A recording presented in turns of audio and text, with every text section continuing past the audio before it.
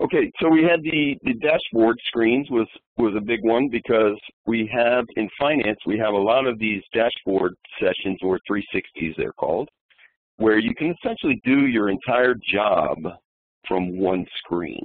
So I'll give you an example of accounts payable.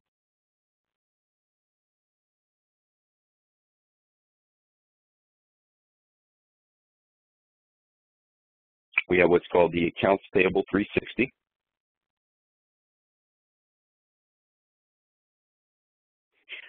So basically everything you need if you're an accounts payable associate or analyst is right here.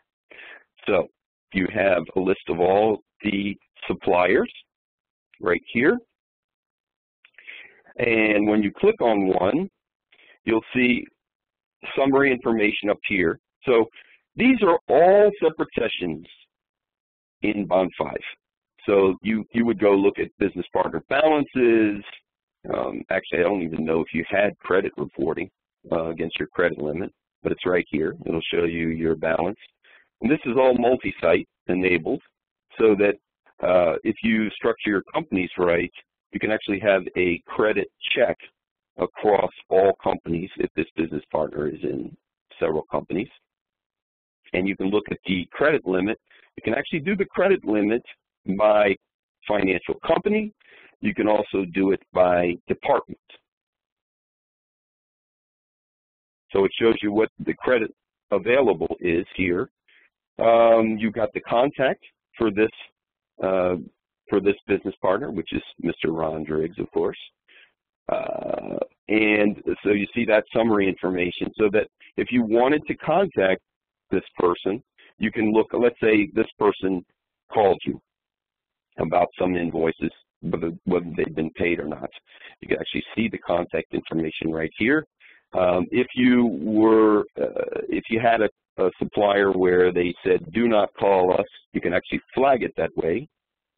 You've got your phone number here, and you've got your email address here. So essentially, you've got all of the contact information. Instead of looking up the business partner and looking up the contact, looking up the address, it's all right here for you. And it's based on which record here or which business partner that you highlight.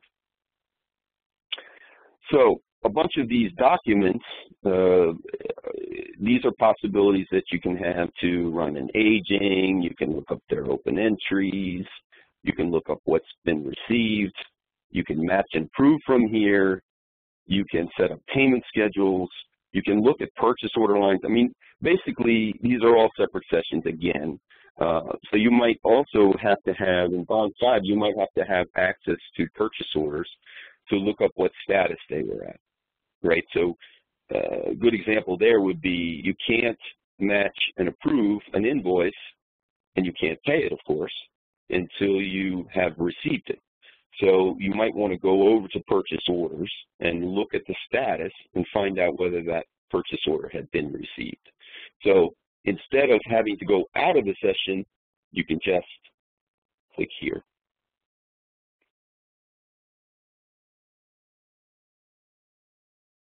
See that? Perfect. So it shows, again, because I'm highlighted that record of Morgan Hill Metals, I will see only the purchase orders that are for that business partner.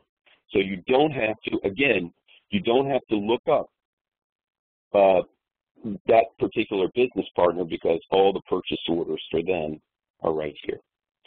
And you can see really quickly, you can see whether this is matched, whether it's approved, and several, kind of other pieces of information about whether it was matched and approved.